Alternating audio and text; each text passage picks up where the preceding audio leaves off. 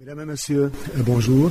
Je suis heureux de pouvoir prendre part à cette conférence ufologique et de pouvoir vous faire connaître la situation de la recherche sur les phénomènes supranormaux, ou mieux dire les phénomènes paranormaux, comme ils sont appelés dans la République tchèque, ancienne Tchécoslovaquie.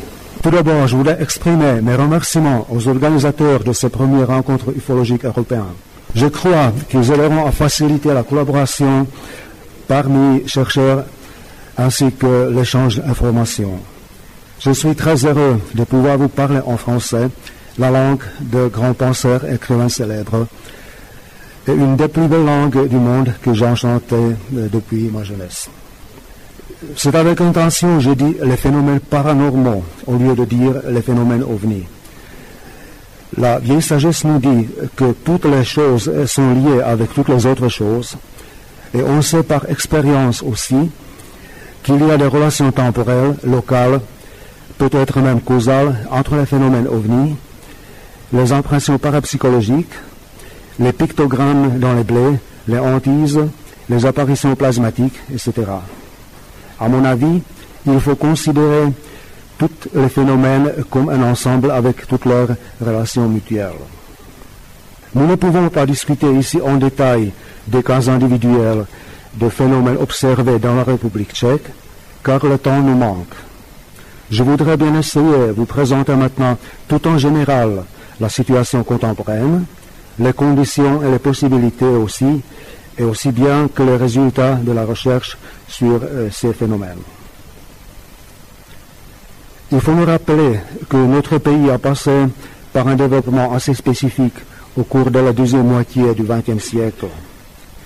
Et en conséquence, la pensée des gens est encore souvent influencée par l'idéologie marxiste-matérialiste qui est hostile aux phénomènes paranormaux. Le phénomène ovni seul est souvent considéré uniquement comme les soucoupes volantes,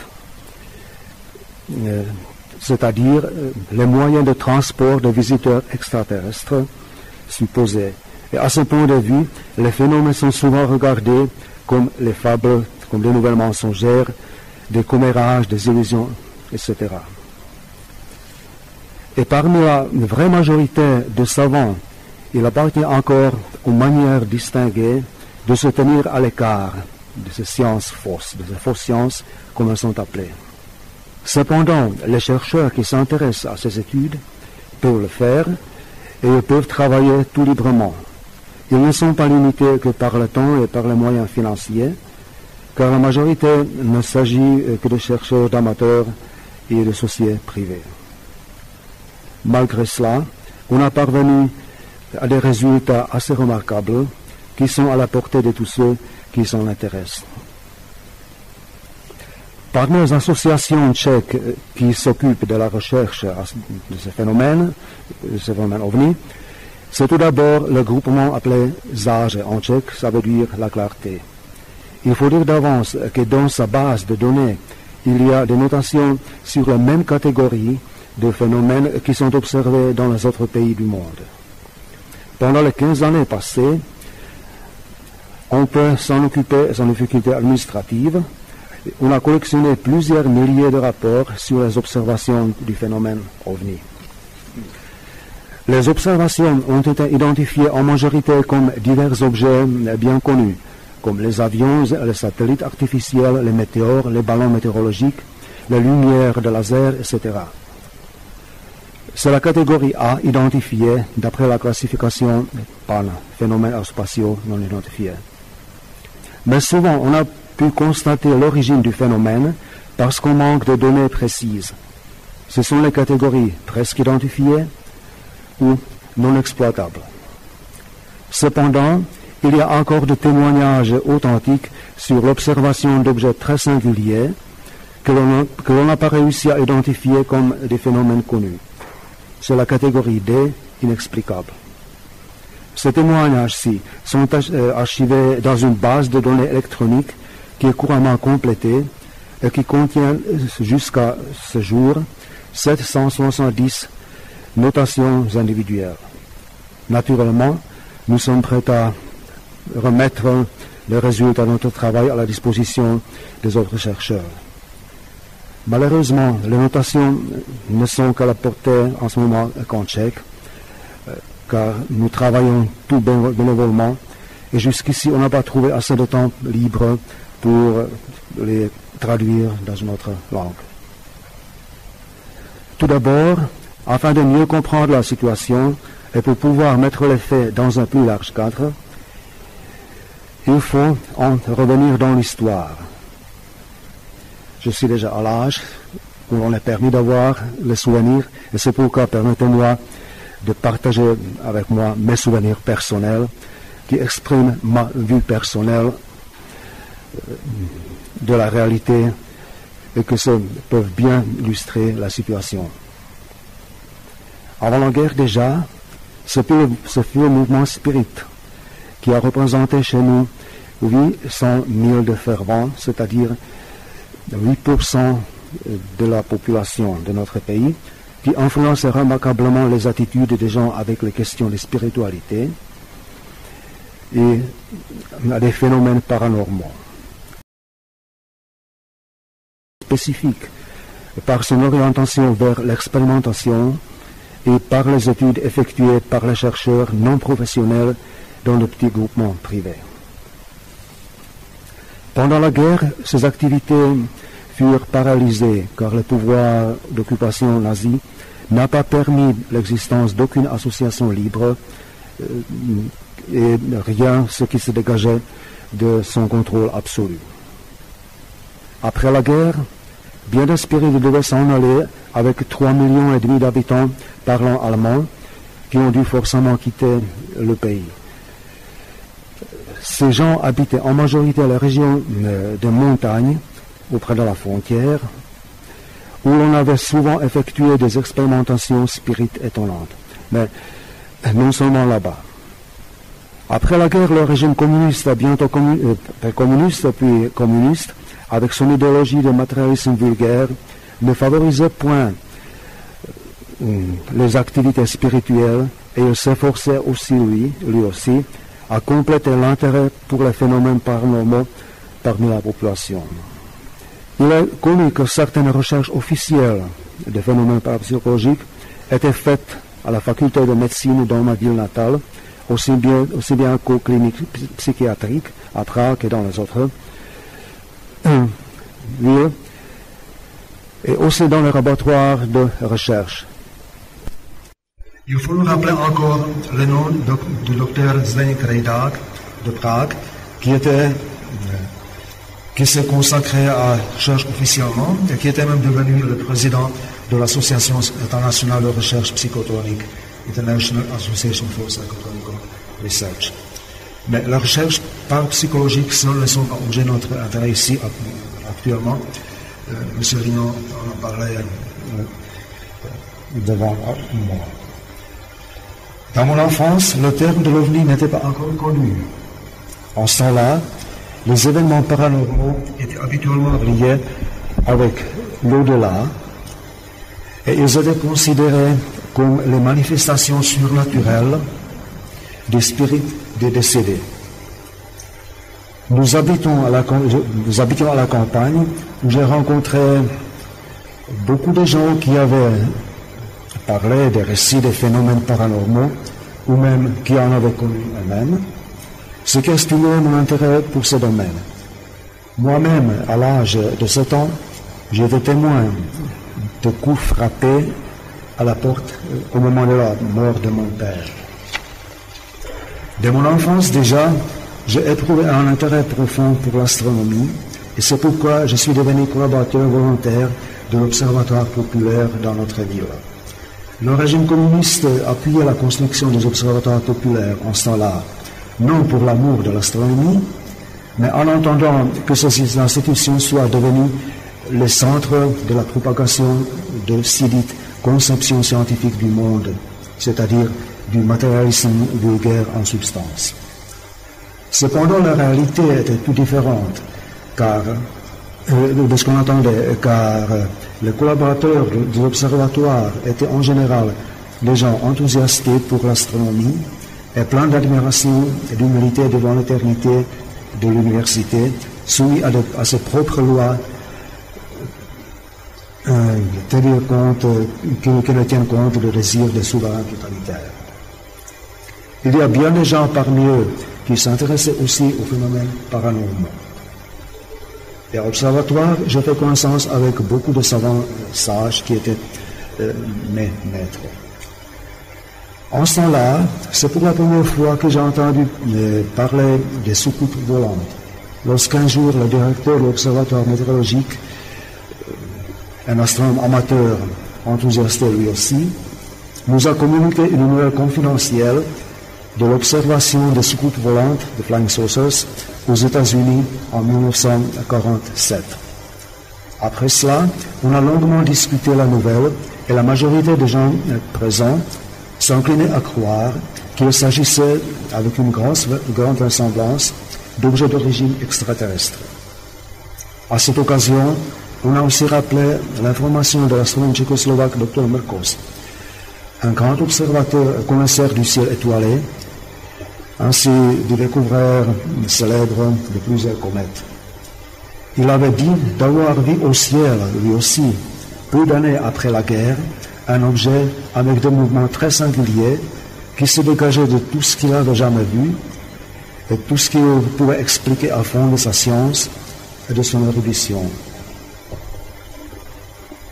C'est aussi en ce temps-là qu'on m'a prêté un excellent livre d'un chercheur tchèque privé sur l'hypnose et la parapsychologie, Vratislav Kafka, qui décrit en détail à peu près 30 000 d'expérimentations qu'il avait faites et avec lesquelles il a étonné les témoins. Il a même attiré le respect du pouvoir communiste qui ne s'est pas hasardé à l'atteindre, pas plus que limiter ses contacts et s'efforcer de le tenir dans certains isolements. Mon intérêt pour l'astronomie en même temps et pour la parapsychologie, c'est deux domaines qui ne s'excluent qu'auparavant, m'ont nécessairement approché de l'héritage d'idées du fondateur de la Société astronomique de France, Camille Flammarion, dont le livre était toujours très populaire dans notre pays, en ce temps-là et aussi maintenant. Mais non seulement ce livre astronomique, c'est une chose étonnante, mais aussi ce livre philosophique et même parapsychologique, en original français ou traduit en tchèque, provenant de diverses bibliothèques privées ou surtout de celles de Château-Pilet, était trouvé facilement chez les bouquinistes. En lisant ce livre, j'ai appris que Camille Flammarion était un homme tout exceptionnel et j'étais ravi par ses idées, par ses intérêts scientifiques et par ses idées, par sa pensée pleine d'humanisme et par son sens pour la poésie du ciel étoilé. Il est devenu mon écrivain favori, un modèle de pensée inégalable pour moi. Moi aussi, comme beaucoup de mes amis qui avaient lu ce livre, j'étais enchanté de sa langue culturelle et poétique. Les années 60, c'était l'époque qui était un peu plus favorable, où les informations concernant les phénomènes paranormaux étaient d'un accès assez difficile dans notre pays, à l'exception des livres que j'ai déjà lus et quelques livres de parapsychologie de l'époque avant la guerre. Mais avant la fin des années 6e, la situation était plus favorable. Les circonstances sont devenues plus favorables. On peut trouver sur le marché en traduction bien des livres tels que Souvenirs aux futurs de Erich von Däniken, Le Maintenant magicien de Bergier, de Paus et autres. Tout au plus, les œuvres d'écrivains tchèques consacrées aux questions énigmatiques ou mystérieuses ont paru.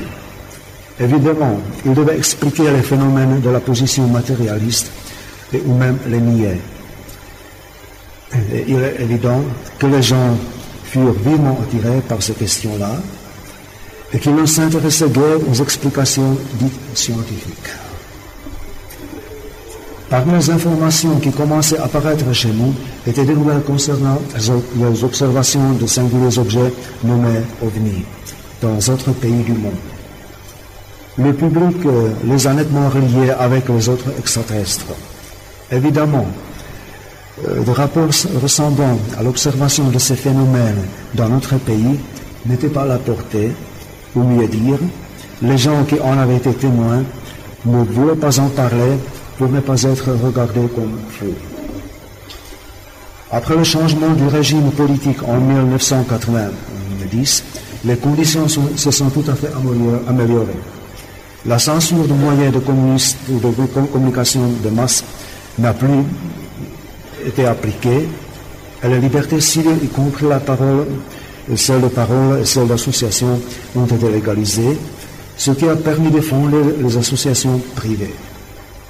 Les frontières se sont ouvertes et les informations du monde libre ont commencé à arriver sans difficulté.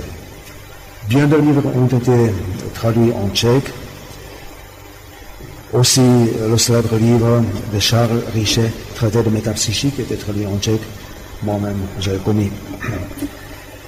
Une association astronautique fut fondée en 1990 sous la protection du chercheur suisse de Erich von Däniken. Et elle ne s'orientait seulement vers le domaine astronautique, mais aussi les autres phénomènes paranormaux ne sont pas restés de côté. À peu près 2 ans plus tard, cette association se divisait en plusieurs sociétés indépendantes, mais les attentes des fondateurs étaient satisfaites.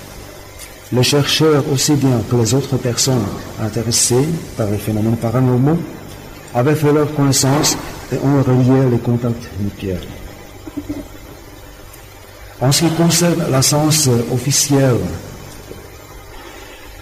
dans notre pays, elle reste toujours sceptique envers les phénomènes ovnis et aussi envers les autres phénomènes paranormaux. Comme j'ai déjà dit, il y a aussi des scientifiques qui, au contraire, sont très sérieux et qui s'intéressent de ces phénomènes-là et qui les discutent et qui les étudient, mais pas officiellement. Il y a aussi une association de volontaires militants dont le nom ne mérite pas d'être prononcé ici. Elle regroupe des gens avec éducation académique, comme d'astronomes, des physiciens, des médecins et d'autres savants, pour prêcher d'opinions dignes de l'Inquisition du Moyen-Âge et qui contestent par tous les moyens possibles et aussi impossibles ces dites fausses sciences, parmi lesquelles il compte naturellement aussi l'étude des phénomènes ovnis. Ils s'empressent à ridiculiser les études sérieuses et les phénomènes, mais le public ne les prend pas souvent trop sérieux. Au contraire, ils aident même aux chercheurs pour propager et pour améliorer leur argumentation pour les phénomènes paranormaux. Je pense que c'est la même aussi en France et aussi dans les autres pays. L'étude des phénomènes paranormaux se trouve avant tout dans les mains de chercheurs amateurs qui l'effectuent bénévolement, ne pouvant travailler que dans l'étendue de leurs possibilités limitées par le temps et par les moyens financiers et matériels. D'autre part, il s'agit d'enthousiastes qui ne regrettent ni leur temps, ni leur argent, ni leur peine non plus. Et pour vrai dire, les institutions de recherche et divers laboratoires professionnels, ainsi que les autres institutions, s'empressent de faire avec une grande complaisance et intérêt les mesures et les analyses demandées ou donner des consultations. Nous avons réussi à contacter aussi les institutions officielles comme le service météorologique, la police nationale, l'armée, l'aviation, les astronomes professionnels et autres. Et tous ces spécialistes sont prêts à discuter avec nous des événements observés ou étudiés et nous fournir des renseignements nécessaires pour pouvoir identifier les phénomènes expliqués.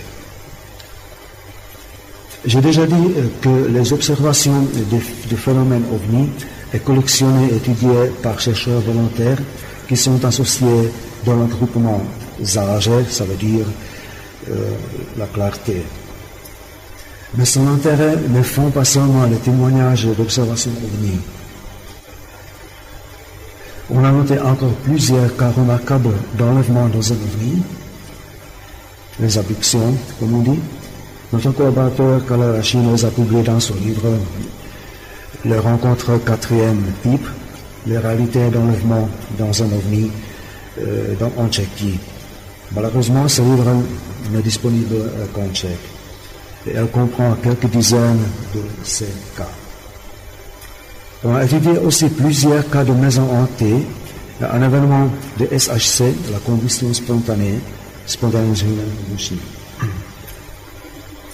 Il existe encore d'autres associations. Par exemple, le club UFO Club Záblesk, le club d'OVNI Éclair, qui a son siège dans la ville de Hermiès, dans la Bohème de l'Est. Ce club s'intéresse surtout aux pictogrammes dans les blés. Ils ont collectionné beaucoup de photographies et de mesurages de divers pictogrammes, aussi bien que de vastes matériaux concernant ces phénomènes. En étudiant, ils essaient de découvrir diverses relations entre eux.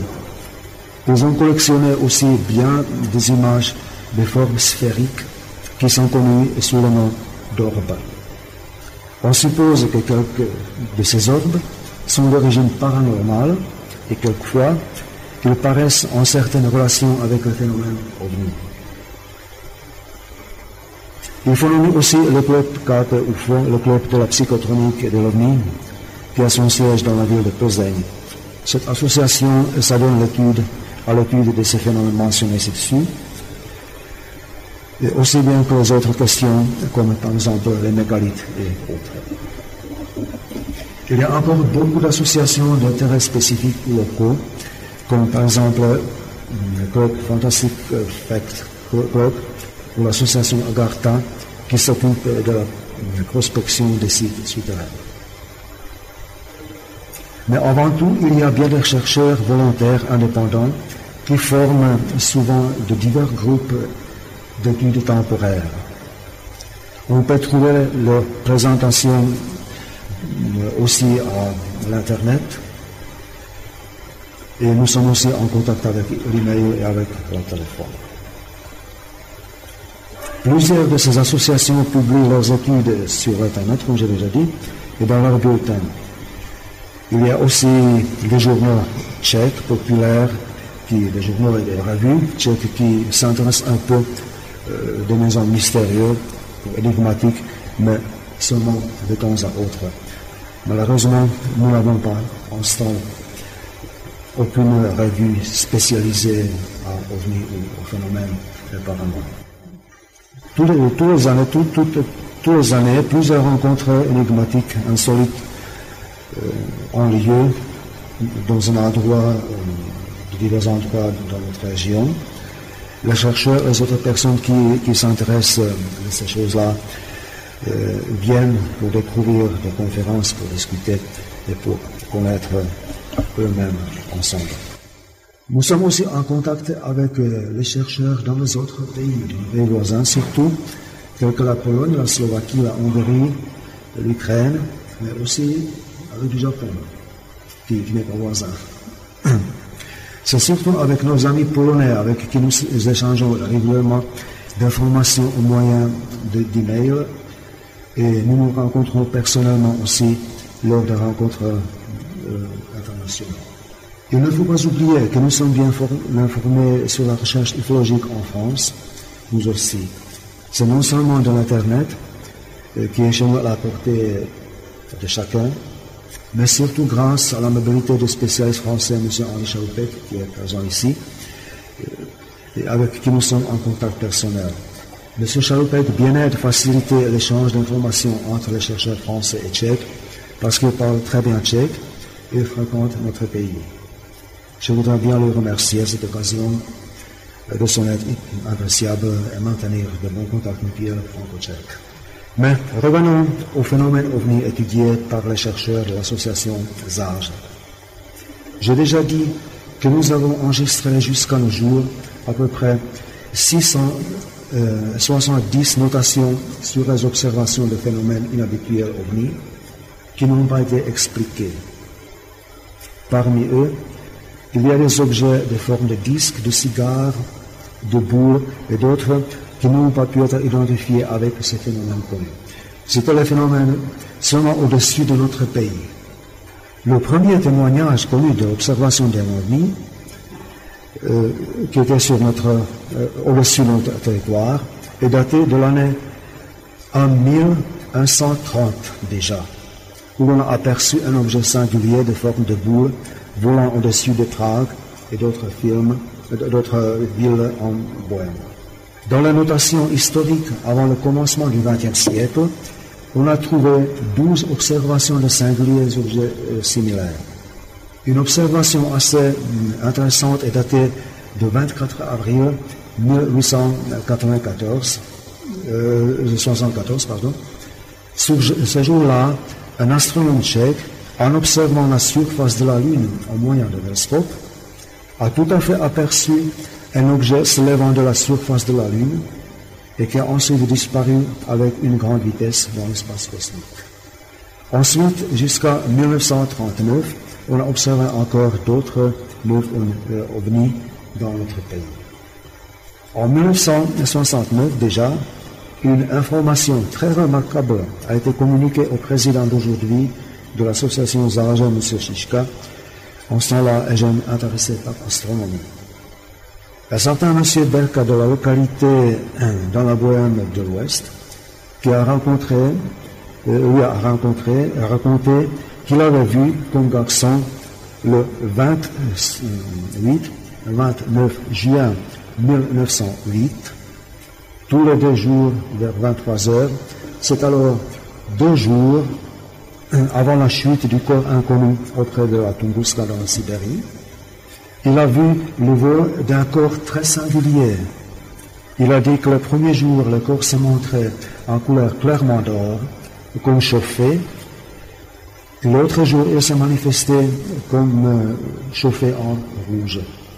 Il a décrit le corps comme un tuyau ou un cylindre, le premier jour avec certains jaillissements de flammes, plus forts à l'extrémité arrière et plus faibles à l'avant.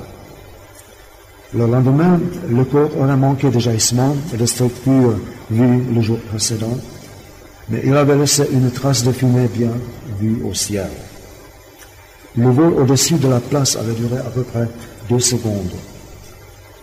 Le témoin a pu bien communiquer cela après si longtemps encore, parce qu'il a un rapport dans son notation personnelle, et il pouvait nous dire précis de ses observations. Il a dit encore qu'il avait raconté plusieurs fois à d'autres gens, mais ce n'était que plus tard qu'il avait appris la nouvelle de l'événement réel auprès de la rivière Tunguska en Sibérie. Pour titre de curiosité, il faut ajouter que j'ai discuté récemment de cet événement avec un spécialiste tchèque de météores, et il lui a dit, pour lui, il était absolument clair que l'événement de Podkamena Tunguska n'était qu'un météore. Il y a donc des gens qui ne voient pas de mystère nulle part. Pour la période 1944 jusqu'à 1989, les notes de l'association Zaraja contiennent 1016 observations et le reste, 662 observations appartiennent à la période de 1980 jusqu'à nos jours. Dans la base de l'association, il y a aussi plusieurs notations de dizaines de témoignages concernant les rencontres avec de singuliers êtres nébuleux dans la chambre à coucher, bedroom visitors, les visiteurs en chambre à coucher, soit ailleurs dans la chambre, soit dehors. Il y a aussi quelques cas typiques d'enlèvement dans un ovni avec une amnésie qui a pu être débloquée au moyen de l'hypnose. Tous les scénarios ne diffèrent aucunement du déroulement de ces événements dans les autres pays du monde qui sont bien décrits dans les rapports publiés. Dans les événements qui se déroulaient en 1987, il s'agit d'un jeune homme âgé à moins de 30 ans en ce temps-là, qui était employé comme un radioélectricien à la police nationale. C'était un homme à pensée tout à fait rationaliste, un personnage d'orientation nettement technique, qui avait passé son enfance dans un milieu matérialiste et qui ne s'intéressait point de problèmes surnaturels. En 1987, se reposant dans la nuit dans la voiture de service auprès d'un bois dans le banlieue de notre ville, il fut témoin deux fois, une fois ensemble avec un autre agent de police, d'apparitions de lumières singulières circulant autour de la voiture qui les ont tout à fait paralysés et immensément terrifiés. Après quelques minutes, ils ont quitté la place, ils étaient terrifiés. Les policistes étaient terrifiés. Quelques jours après, cet homme, il a plusieurs fois vécu le rencontre d'être Neboulet, le visiteur en chambre à coucher, avec une tentative d'enlèvement. Cet homme a retrouvé à peu près 4 ans plus tard, après avoir appris que je m'occupais de ce phénomène-là. Il a cherché à comprendre et à trouver une explication pour ses impressions, tout explicable pour lui. Il m'a raconté tout très sincèrement et à ma demande, il a noté dans un procès verbal des formes et des précisions policières. Nous sommes devenus amis. Et à partir de ce temps-là, il a commencé à s'intéresser des phénomènes paranormaux. Et il a dit, il a même gagné certaines facultés paranormales, comme clairvoyance, télépathie, etc. Ces rencontres avec les visiteurs en chambre à coucher se sont répétées plusieurs fois que je sache, et il continue à se manifester encore ces jours. Cet homme m'avait plus inquiété et ces phénomènes ne lui empêchent de faire son travail exigeant et très compliqué. Nous avons encore noté le cas très singulier d'une femme examinée dans une clinique au moyen de la radioscopie. Sur le film avec l'image radiographique de la tête, on a trouvé tout près du cerveau, ici, un petit objet allongé, supposé métallique. Les médecins sont énormément surpris et ne savent point expliquer son origine. Comme lui n'avait fait point de mal, aucune opération éventuelle n'est envisagée et le cas reste toujours inexpliqué. Je voudrais mentionner encore un cas tout à fait récent qui n'est pas encore terminé. Il s'agit d'une femme dans la Bohème du Nord où le père et sa fille de 17 ans ont indépendamment vécu le phénomène de visiteurs en chambre à coucher. L'événement est encore plus intéressant par le fait que dans une vieille maison servant maintenant d'atelier qui se trouve auprès de leur nouvelle maison qu'ils habitent, se produit les phénomènes de hantise. C'est aussi la cause pour laquelle l'un des jeunes ouvriers éprouvait une si grande peur qu'il a donné son congé. Et en plus, la maison se trouve auprès d'une route bien claire où est produit jusqu'à nos jours plusieurs accidents routiers assez singuliers qui étaient causés faute d'attention. C'est pour cette raison qu'on suppose l'existence de certaines anomalies géophysiques à cet endroit. Il s'impose aussi la question de relations possibles entre les phénomènes de visiteurs en chambre à coucher, les phénomènes de hantise et les phénomènes d'anomalies géophysiques. Mesdames et messieurs, dans mon cours de communication, j'ai essayé de vous présenter un petit exposé concernant le développement de la situation contemporaine de la recherche des ovnis et sur les autres phénomènes paranormaux dans la République tchèque. Malgré certains résidus de l'époque passée survivant encore dans la pensée du public, rien n'empêche maintenant les chercheurs de faire librement les études. Il y a plusieurs associations, encore beaucoup plus de chercheurs indépendants qui s'en occupent.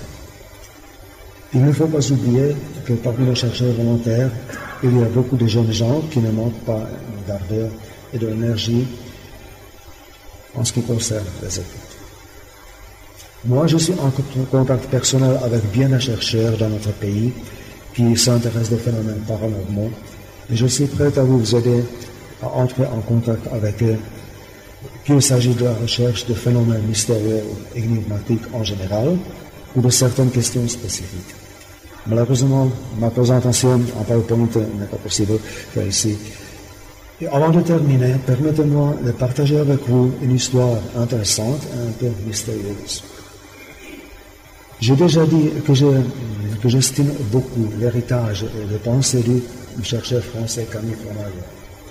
J'ai déjà publié plusieurs articles, j'ai fait plusieurs conférences sur la vie de ces personnages exceptionnels. Il y a 5 ans, j'ai fait une conférence sur ce thème à l'occasion de la réunion de la Société astronomique à l'observation dans notre ville. Le terme avait été bien fixé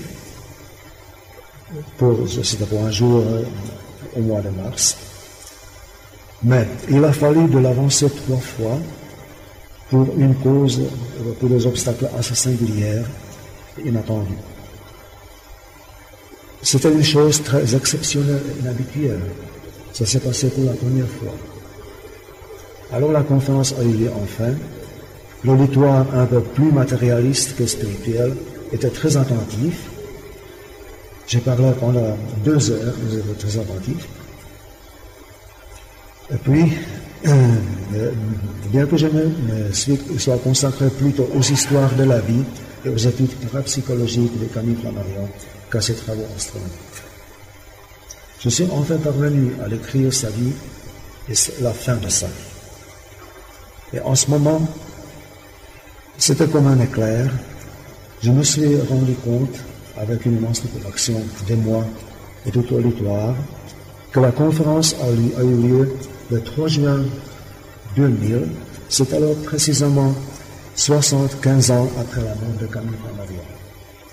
C'était incroyable quelle sorte d'hasard singulier put causer que ce terme de la conférence avait été avancé sans tout effort intentionnel, justement au jour de la 75e anniversaire de sa mort. C'était peut-être pour pouvoir rendre hommage à ce grand personnage. Merci de votre attention.